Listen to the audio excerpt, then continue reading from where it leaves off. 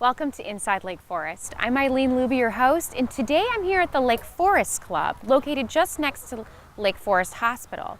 We're going to take a walk and visit with Alex Banchila, who's the director of the racket sports here. Let's take a walk.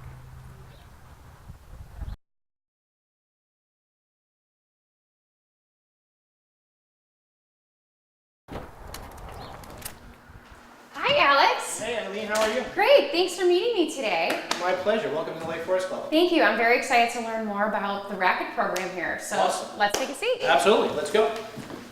Alex, tell me what your position here is at the Lake Forest Club. I am the director of racket sports, which is a fancy term for running the tennis and platform tennis departments. I'm Okay. pretty much the tennis and platform tennis pro, Great. but the title is a little fancy. Sure. Well, let's start kind of looking at the club itself. The Lake Forest Club is swim and racket sport based. Yes. Can you talk to me a little bit about that? Well, it's a great alternative to your typical country club. Mm-hmm. Usually a country club has to have a golf course. Okay. Whereas this one doesn't have a golf course, obviously. It's got a man-made hill behind us. And it's got, in my opinion, world-class swimming, tennis, and platform tennis. Okay. 3 swimming pools. I think Matt Grievers, who's on the U.S. Olympic team, trained here, still comes here, grew up here. We have 12 tennis courts and 4 platform tennis courts. Great. And now platform tennis is also known as paddle, correct? Yes, people simplify the name because it's sort of cumbersome to say platform tennis, but Okay. normally you should refer to it as platform tennis because Okay. paddle, it's a different sport that's being played out west, Okay. and that is called paddle. This is platform tennis, but people refer to it as paddle. Okay. Just want to be sure it's Yes. an education piece to those who are watching. Especially when you do it in writing, you always want to refer to it as platform tennis. In everyday conversation, I think most people call it paddle. Okay, great. So along with your job here, you are in charge of the racket sports in general, but Yes. we're kind of focusing on, with our interview today, on the platform tennis side. And I had the opportunity to watch you and some other professionals play. Can you speak about those individuals who we watched? Oh, absolutely. 2 of them are part of my staff here, Will Okay. Colmar and Adam Morgan. Okay, They both went to Gustavus Adolphus in Minnesota, which is one of the top D3 tennis schools in the country. okay, And the other one, Dave Ohlmuller, who has my position at the Winter Club Okay. in Lake Forest, and he is one of the greatest players who've ever played the game. He's a 3-time national champion. wow, So fantastic. it's high level. Now, how does one get involved in platform tennis? It's not typically a sport that you see a lot of kids playing, usually adults, I would say. You're actually absolutely right, and you know, people in my position were trying to change that, but it's extremely challenging. Most players start playing platform tennis once they're over the hill with their tennis. In other words, you're done with college, you get a regular job. Once you reach your 30s in tennis and you stop practicing, you know, the dream is over. In the words of John McEnroe, the older I get, the better I used to be in tennis. Whereas in paddle, the learning curve is so steep, particularly if you have the racket skills from tennis, which are easily transferable, that it becomes your new obsession. Okay. And once you get the bug, that's it. I always caution new players to make sure they have room for another obsession in their life, because that's what it will turn into. Wonderful. What is normally the season for platform tennis, and what is usually the preferred, weather conditions? It's definitely a winter sport. For the average player, the season starts October 1st, Okay. and it's done pretty much now. Okay. The last big event of the season, the season always ends with the national championships, which took place this past weekend in New York. Okay.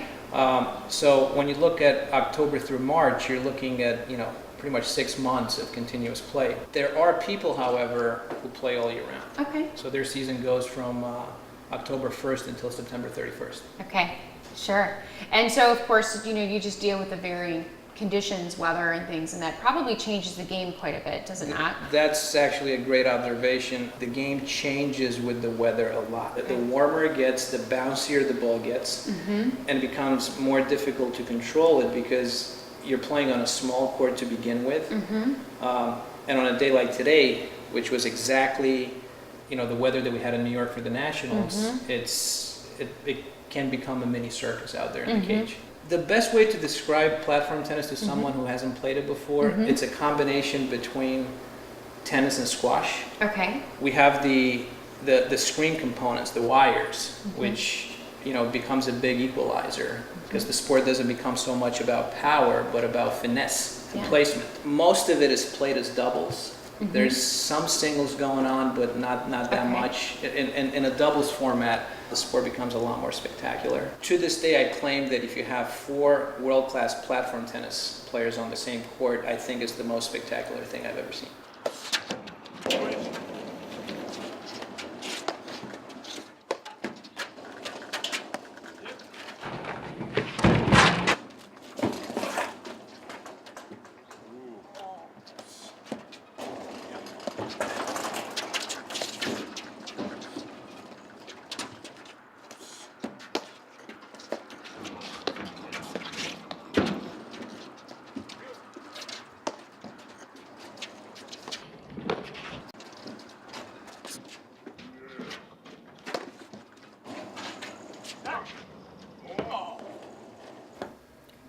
Alex, I'd love to learn a little bit about the equipment. So can you talk to me about the balls that you use and the rackets? Absolutely. There's 2 main manufacturers, Wilson and Viking. These are some of their paddles that they produce. I personally play with this one. It's called an Ozone. Okay. One thing you'll notice is the grit on the surface. Almost like sandpaper? Absolutely, that's exactly what it is. And then you have a certain number of holes. You have a minimum and a maximum number of holes. Okay. And actually what gives, the ball its spin, it's a couple of different things. One, your ability to generate spin, but 2 is not actually the grit, it's the sharpness of the holes. Okay. So that becomes, in the manufacturing process, becomes very important. The other manufacturer is Wilson, and here's one of their top-selling paddles, which they're very similar if you think about it. The colors are different, but the same size because they have precise specifications. And if you're able to zoom in behind us on the wall, you have some really, really old school paddles. I'm going to guess from the 70s, which were made primarily out of wood. This is more like a plastic and metal type of thing. Okay. They're fairly heavy if you pull one. And then the ball, this is a Viking ball. It's a little smaller than a tennis ball, but the biggest difference is that it's not hollow like the tennis ball. Oh, sure. So it's got a core made out of rubber. It's got a thin coating of glue. Okay. And then the outer layer is flock. Okay. That's pretty much it. The lifespan of a paddle is about 2 seasons. Okay. And For someone who's playing regularly, and probably with the technology too. Absolutely. Changing. Yes, and the lifespan of a ball, unfortunately, it's about 8 minutes. The flock is gone. Perfect. Now, Alex, can you talk to me? You're wearing some gear that says paddleplayer.com. What is that? Is that something that you're affiliated with, and can you speak about it? I am actually, thanks for asking. It's a website that I co-own with 2 other top players, Mark Parsons and Johan Durant. We have editorials there, we have instruction, we have written instruction, we have videos, everything. It's a one-stop shop type of website for players of any level. Great. So if someone wants to get involved with the sport, it's a great website to be used as a reference for education piece and probably to get information about what's going on in probably the whole country, I'm guessing, in terms of the sport. It's a sport that reaches from the East Coast as far west as Ross, California. Actually. Okay. But it's the mecca of the sport. Make no mistake, is Chicago and then the East Coast. Can you talk about some of the membership opportunities, how the process goes for one if they were interested in joining? We have a couple of different types of membership. Obviously, we have the family membership versus the individual membership, but we have a full membership all year round. And I think last year we introduced a summer temporary membership, a trial membership, where you become a summer member. You see the facilities and what the club has to offer, and then at the end of the summer, you decide whether or not you want to join. Okay. Just like any other exclusive club, there's a sponsorship process where existing members have to, I guess, vouch for you, for the lack of a better term. Sure. The club itself, we offer programs and competition within the club. Okay. But I think a great selling point is the extremely strong platform tennis and tennis leagues that exist on the North Shore, where for both men and women and children actually, you get to compete against other clubs in the area. Neat. So you have tournaments and championships and things within the club, and then as well as competing with other clubs? Yes, Or exactly. against other clubs, Yes, actually? yes. Okay. You know, the league matches for platform tennis, let's say, for women, they take place Thursday and Friday mornings and into the afternoon.